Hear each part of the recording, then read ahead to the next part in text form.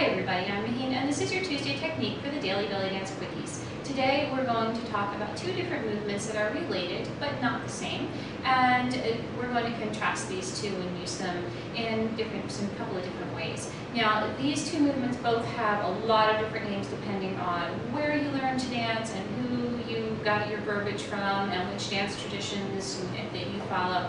But let's just get past all of that and just kind of talk about the movements. I have to call them something, so I'm going to call them an undulation and a camel. Now, to me, an undulation is the full body ripple down.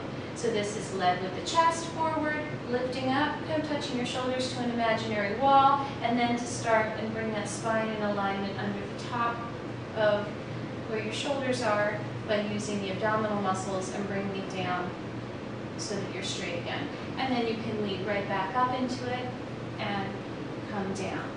So that's the first movement. The second movement is camel, and the second movement happens all below the waist, and this one happens down here. So it's kind of like the smaller version of an undulation, but the upper body does not get involved. So the hips are going to pull back, they're going to push forward, scoop up, pull back, release, scoop forward, pull back. So there's a lot of abdominal work going on in both of these movements if you're doing them correctly, and that's one of the reasons why I always recommend so much core work is so important.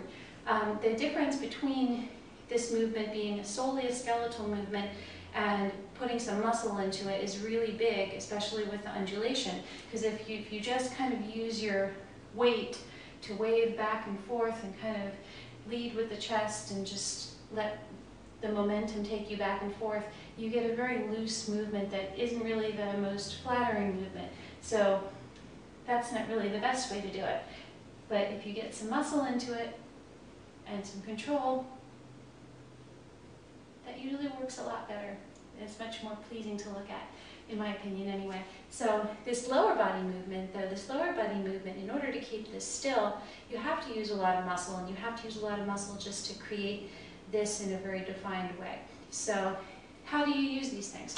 Well, just for drill purposes, you can put them together in some ways that kind of alternate them. So you can go slow, quick, quick, slow, quick, quick, like that. Or one slow and another one slow. One slow and another one slow. And of course, what you're going to be doing is you want to be making a very clean definition between when the whole body or the whole torso is moving and just the lower part of the body is moving.